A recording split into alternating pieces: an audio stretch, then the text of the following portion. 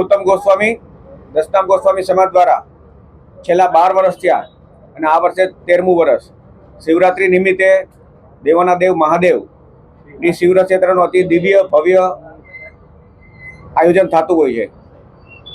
રાજકોટના આપ જોવો છો કે મુખ્ય ચોક બધાય એસ્ટ્રોન ચોક, કોટેચા ચોક, કિસાનપરા ચોક, અંડરબ્રિજ,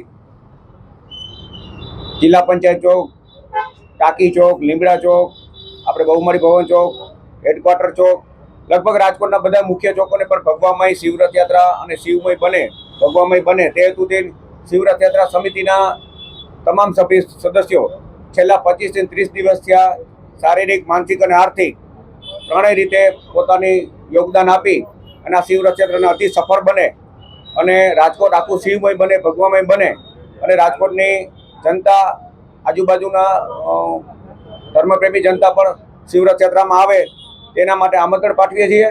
આ શિવરથયાત્રા 26 તારીખે બુધવારે 26 તારીખે બપોરે 2 વાગે કોઠારિયા રોડ ઉપર સુતાનમાં એટલે કે કમલેશ્વર મહાદેવથી બપોરે 2 વાગે પ્રસ્થાન થશે।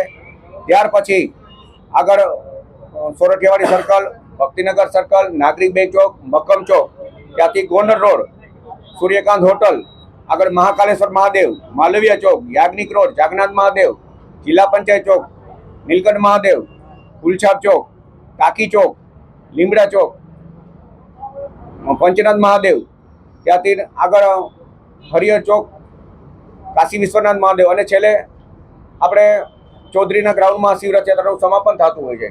આ શિવરથયાત્રાનો દાદાનો મુખ્ય રથ ત્યાં પહોંચે ત્યારે દાદાની સમૂહમાં લગભગ 2500-3000 માણસો સમૂહમાં દાદાની મહાઆરતી કરશે।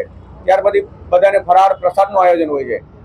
આજકાલ આ શિવરથયાત્રામાં આપ જોઈ શકશો કે દાદાનો અતિ ભવ્ય અને દિવ્ય મલ્લિકાર્જુન મહાદેવનો મુખ્ય, કુષ્મેશ્વર મહાદેવનો મુખ્ય રથ બિરાજમાન થવાનો।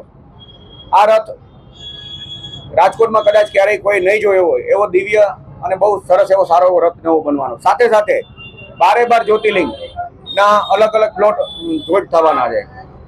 લગભગ 2000 જેટલા બાઇક સવારો, હાથી, ઘોડા, સાંઢિયા ગાડી, 4 વ્હીલો અને બીજી અનેક સંસ્થાઓના પણ સામાજિક અને એક મેસેજ આપતા હોય સમાજને તેવા પણ પ્લોટો પણ સાથે જોડાવાના છે।